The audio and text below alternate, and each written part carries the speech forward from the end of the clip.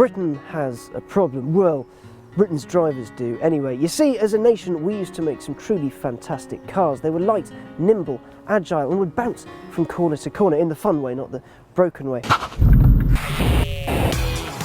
They were the Roadsters. See, the likes of the Lotus Elan and the MGB made topless motoring something for the boys. They'd tinker with their cars in the morning, and then in the afternoon head off to a country lane and chunter around to their heart's content. Thing is, while the old boys are still around fiddling with their Elans, time has this habit of never wanting to stop. So one day they simply won't be here. As many people like to point out, the British car industry just doesn't make them like it used to. And the best British roadster you can buy, well, that's Japanese. Roadsters also have something of an image problem. The general consensus is that open-top cars are for girls. Look at the list of available options: the MX-5, the Audi TT, and well, that's about it. And before you start, the Peugeot 207cc et al. Don't count because frankly, they're rubbish.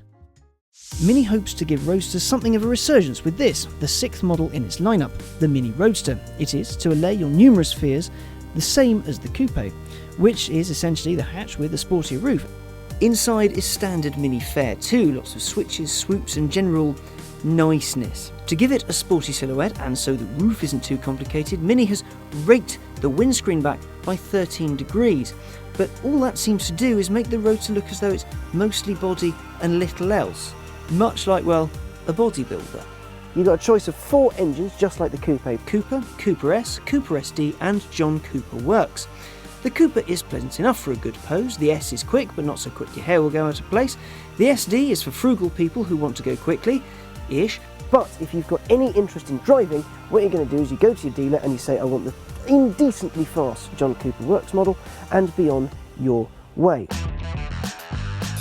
It's lower and longer than a hatch, which means it drives a little more keenly than its seatier sibling. And by that I mean it's a more complete, engaging experience than the hatch. Its lower centre of gravity gives it a more planted feel on the road, which makes you feel a little bit more confident.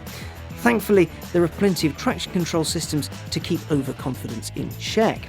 It's a strict 2-seater, so the rear seats have been replaced with room for a boot and stowage for the roof. It does mean that there's more boot space in here than the hatchback, 240 litres, or in XCAR terms, around 4 cheerleaders. The John Cooper Works is the one you get if you actually want a car with performance to match its looks. It'll do nearly 150 miles an hour and hit 62 from rest in just 6.5 seconds.